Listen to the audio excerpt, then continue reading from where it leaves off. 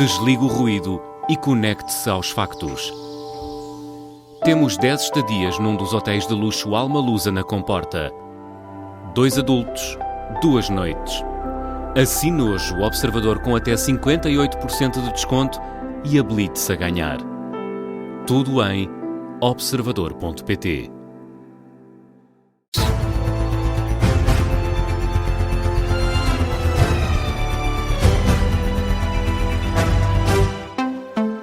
Está marcada para daqui a uma hora a reunião do Secretariado Nacional da UGT. A Central Sindical vai anunciar a decisão sobre o pacote laboral e vamos ficar a saber se há ou não acordo sobre a reforma.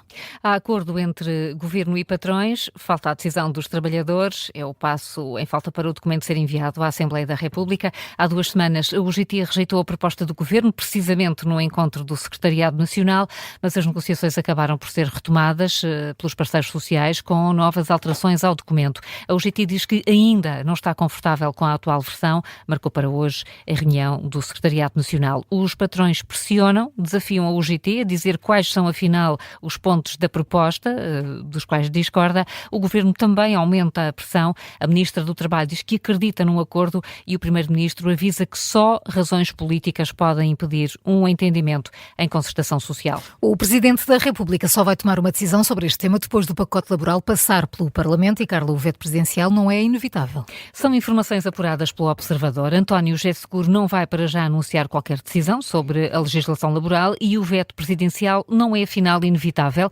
O Observador sabe que o Presidente da República só faria um pré-aviso de veto se existisse uma proposta que violentasse completamente direitos que considera essenciais. E não é assim que o chefe de Estado entende as alterações que estão atualmente em cima da mesa. João Gama. António José Seguro tem vindo em várias posições públicas a tentar libertar-se das posições que o comprometeram na campanha eleitoral e em vários momentos avisou que não iria promulgar o pacote sem acordo na concertação social e mais recentemente garantiu que seria coerente com essa mesma promessa. Mas a verdade é que Seguro tem vindo a passar a ideia de que o veto não é visto como inevitável no Palácio de Belém e que a primeira proposta da reforma laboral apresentada pelo Governo e que aí sim Seguro a considerava inaceitável é muito diferente daquela que está hoje em cima da mesa.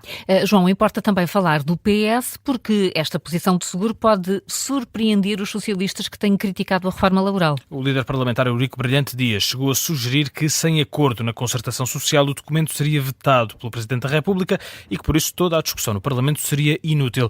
Mas, como já dissemos, o Observador sabe que a decisão de Seguro não está 100% fechada e, ao contrário do que sugere o PS, o chefe de Estado vai mesmo querer analisar todos os pontos da lei antes de tomar uma decisão. João Gama, com a posição de António José Seguro sobre a reforma da lei laboral, a UGT começa a reunião do Secretariado Nacional daqui por uma hora. Este vai ser o tema dos explicadores. Para ouvir já a seguir é nosso convidado Pedro Roque, secretário-geral dos Trabalhadores Social-Democratas.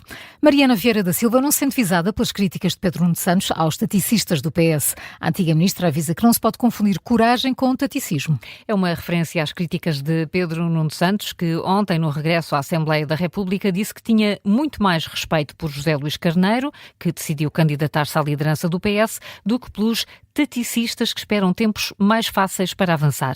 Não mencionou nomes, mas esta é uma crítica que pode ter alguns alvos, como Mariana Vieira da Silva, como também Duarte Cordeiro ou Fernando Medina, críticos da atual direção, mas que não avançaram para a liderança do PS. Mariana Vieira da Silva respondeu agora, em declarações à Renascença, pede a Pedro Nuno Santos que não tenha uma dualidade de critérios.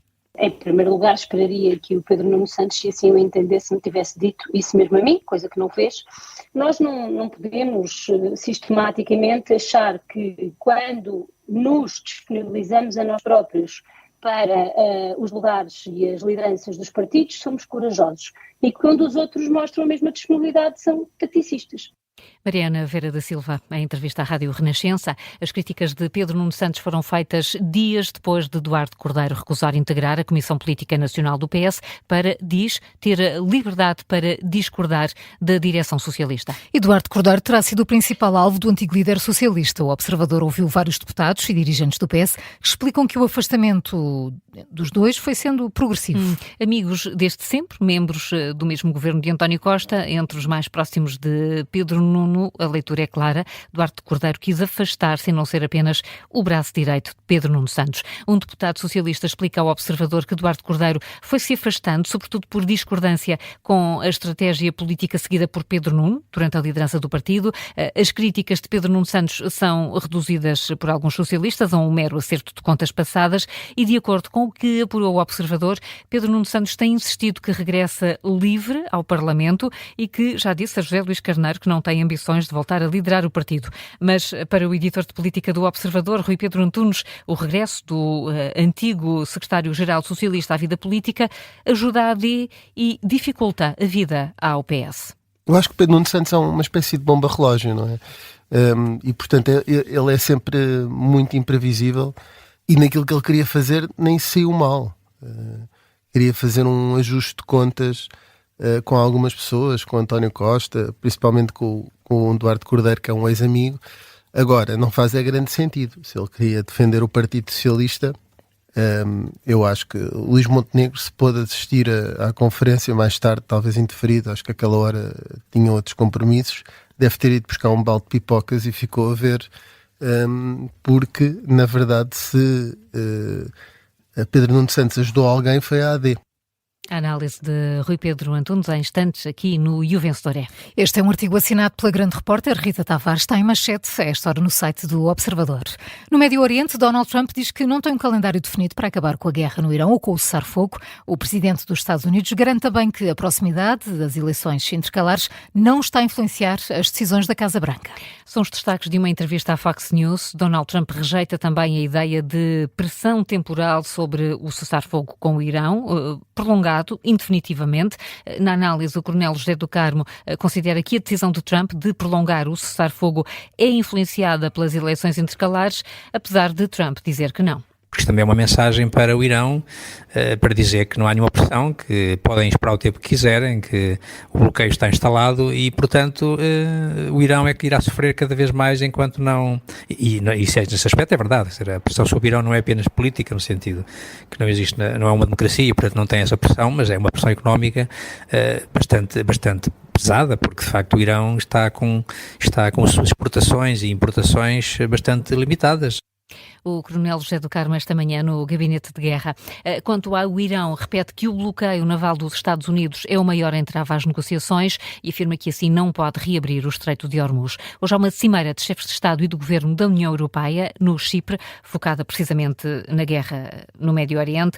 O governo português está representado pelo primeiro-ministro Luís Montenegro. São 9h09, daqui a pouco o explicador sobre a reforma da lei laboral. Primeiro, Carla, tempo para as outras notícias que marcam a atualidade. 59 pessoas foram detidas pelo crime de incêndio desde o início do ano, a maioria por negligência em queimas e queimadas que se descontrolaram. São dados da GNR. No âmbito da Operação Floresta Segura 2026, já foram sinalizados mais de 7 mil terrenos para limpeza obrigatória, a maior parte nos distritos de Leiria e Bragança. De acordo com dados provisórios da GNR, até 15 de abril já arderam mais de 7 mil hectares.